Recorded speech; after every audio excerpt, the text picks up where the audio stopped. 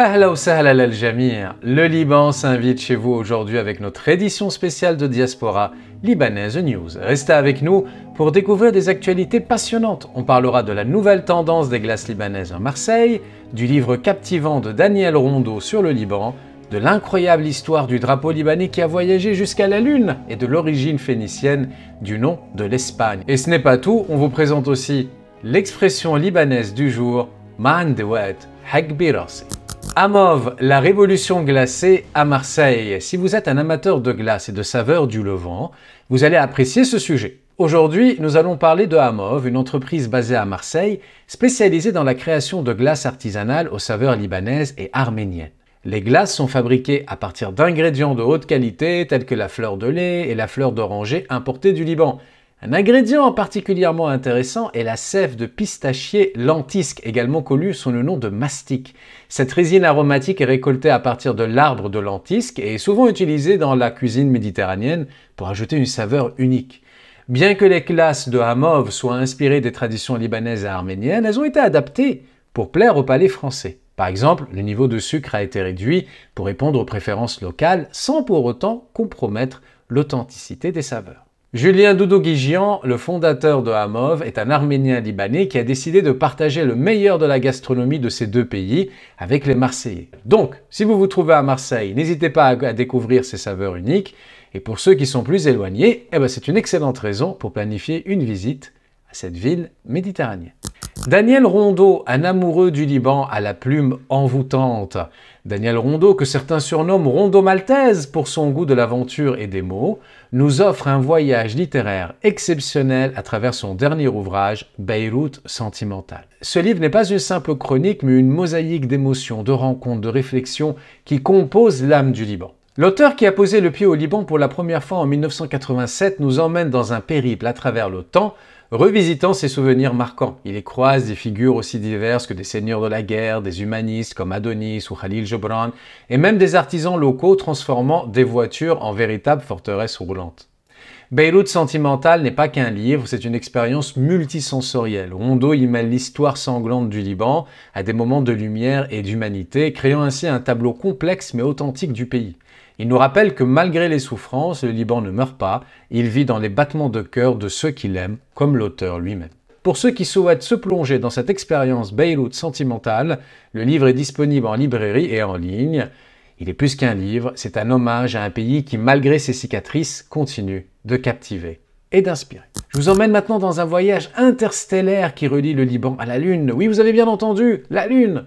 En 1971, lors de la mission Apollo 14, un drapeau libanais a été emporté par l'astronaute américain Alan Shepard, faisant du Liban le premier pays arabe à avoir son drapeau sur ce satellite naturel de la Terre. Mais d'abord, qu'était la mission Apollo 14? Elle avait pour objectif principal d'explorer la région de Framoro sur la Lune. Les astronautes ont collecté des échantillons et ont effectué diverses expériences scientifiques pour mieux comprendre notre voisine céleste. Alors pourquoi un drapeau libanais?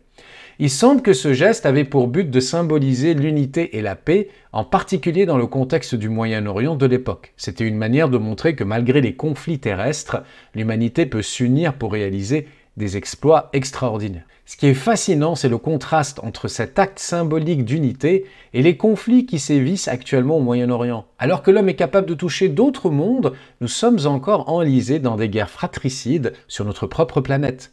C'est un rappel poignant que nous avons le potentiel pour de grandes choses, mais aussi pour des actes moins nobles. Le drapeau libanais sur la Lune est donc plus qu'un simple morceau de tissu, c'est un symbole d'espoir et de ce que nous pouvons accomplir lorsque nous transcendons nos différences. Alors la prochaine fois que vous regardez la Lune, souvenez-vous qu'un petit morceau du Liban y a fait son chemin et rêvez de ce que nous pourrions accomplir si nous choisissions l'unité plutôt que la division. Pour ceux qui ne le savent pas encore, le nom Espagne trouve ses racines dans la langue des Phéniciens, ces grands navigateurs et commerçants originaires de l'actuel Liban. Le mot phénicien Hispania signifie terre des lapins. Oui, vous avez bien entendu, des lapins. À l'époque, l'Espagne était apparemment un habitat idéal pour ces créatures, d'où ce nom étonnant. Ce qui est fascinant, c'est que cette théorie n'est pas seulement basée sur des textes anciens. Des pièces de monnaie romaines frappées pour la province d'Hispania montrent des lapins, ce qui renforce l'idée que le nom original phénicien était bien en rapport avec ces animaux. Les Phéniciens n'ont pas seulement donné un nom à l'Espagne, ils ont également laissé leur empreinte sur la culture et la technologie, notamment dans le domaine de la métallurgie.